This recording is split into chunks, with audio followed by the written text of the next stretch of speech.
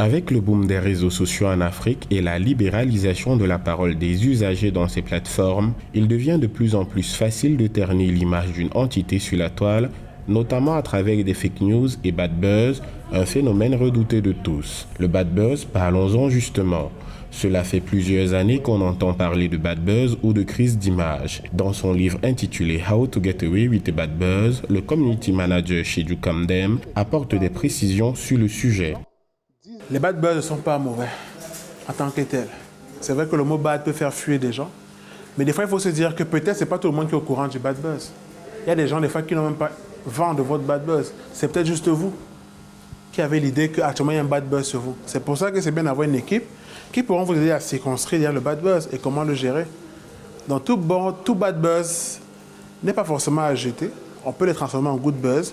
Comme on peut aussi les laisser couler et on passe à autre chose. Parce que des fois, votre communauté peut vous aider à gérer le bad buzz sans que vous n'ayez à intervenir. Ou alors le propre troll va se fatiguer et va vous laisser tranquille. Si l'être humain est capable de faire preuve d'esprit critique dans la vie réelle, il est moins souvent dans la vie virtuelle. Ces dernières années, l'on observe des boycotts d'entreprises ou des vies ruinées suite à un bad buzz. Se pose alors la question de savoir comment rebondir efficacement suite à un bad buzz. Condensé de cas pratiques de gestion de bad buzz et d'irréputation en Afrique, How to Get Away with a Bad Buzz fournit des conseils ciblés pour gérer efficacement des crises d'irréputation.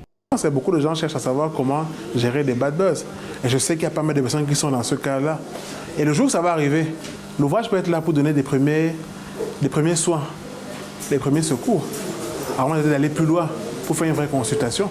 Donc c'est ça en fait le but. En fait. C'est comme un manuel en fait. C'est comme une liste de prescriptions pour vous aider.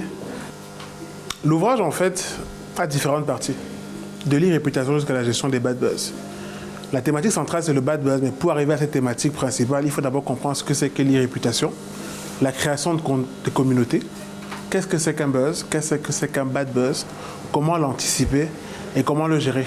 Donc voilà les différentes articulations de l'ouvrage qui vous permettent de soigner votre image en ligne ou de l'améliorer de façon générale. Fort d'une expérience de plus d'une dizaine d'années dans le domaine de la gestion des communautés en ligne, Sheju Camden illustre tout au long de cet ouvrage de 157 pages comment une excellente évaluation accompagnée d'une bonne maîtrise de son e-réputation contribue efficacement à créer un climat de confiance et de proximité avec des cibles déterminées. À 32 ans, Sheju Camden est un auteur engagé qui promeut le community management, mais aussi son impact sur le développement de l'Afrique.